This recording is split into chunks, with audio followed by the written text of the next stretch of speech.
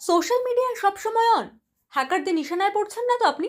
Social মিডিয়ায় অতিরিক্ত সক্রিয়তার কারণে বাড়ছে সাইবার ঝুঁকি। বিশেষজ্ঞদের মতে ব্যবহারকারীদের ছবি, লোকেশন ও ব্যক্তিগত পোস্ট সংগ্রহ করে হ্যাকাররা নকল প্রোফাইল তৈরি করছে।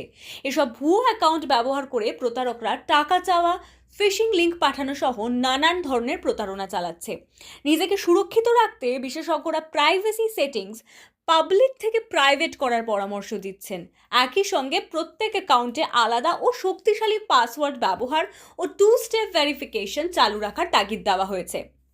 বিশেষজ্ঞদের মতে ব্যক্তিগত মুহূর্ত বা অনুভূতি খোলামেলাভাবে সোশ্যাল মিডিয়ায় শেয়ার না করে সুরক্ষিত মেসেজিং অ্যাপ বা ব্যক্তিগত ডিজিটাল ডায়েরিতে সংরক্ষণ করাই নিরাপদ। সাইবার সুরক্ষা বিশেষজ্ঞরা সতর্ক করে বলছেন, কিছু লাইক বা জনপ্রিয়তার বদলে নিজের গোপনীয়তাকে অগ্রাধিকার দিন।